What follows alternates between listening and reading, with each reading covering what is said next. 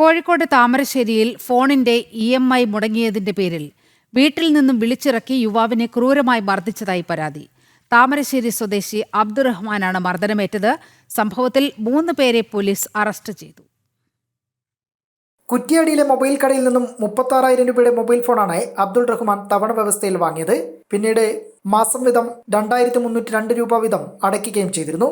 കഴിഞ്ഞ മാസം അടയ്ക്കേണ്ട തുക മുടങ്ങിയതോടെയാണ് ഭീഷണി സന്ദേശങ്ങൾ എത്തി തുടങ്ങിയത്. ഇന്നലെ രാത്രി 8 മണിയോടെ മറ്റൊരാളുടെ പേരിൽ ഫോൺ ചെയ്ത് ബാലുശ്ശേരി റോഡിൽ ആളൊഴിഞ്ഞ സ്ഥലത്തേക്ക് വിളിച്ചു വരുത്തി പ്രതികൾ ആക്രമിച്ചെന്നാണ് അബ്ദുൾ റഹ്മാന്റെ പരാതി.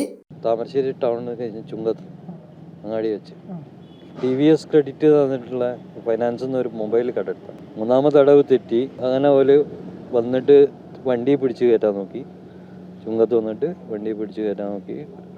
പിന്നെ കയറാണ്ടിരുന്നപ്പോൾ കത്തിയെടുത്ത് കുത്തി അടിച്ച് കുറേ ഇടിക്കട്ടയൊക്കെ ഇട്ടിട്ട് പുറത്തു പോകും. ഇവിടെ അവർ 3 പേര്.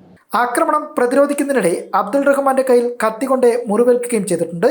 താമരശ്ശേരി താലൂക്ക് ആശുപത്രിയിൽ പ്രാഥമിക ചികിത്സ തേടിയ ശേഷം അബ്ദുൾ റഹ്മാനെ കോഴിക്കോട് മെഡിക്കൽ കോളേജ് ആശുപത്രിയിൽ പ്രവേശിപ്പിച്ചു.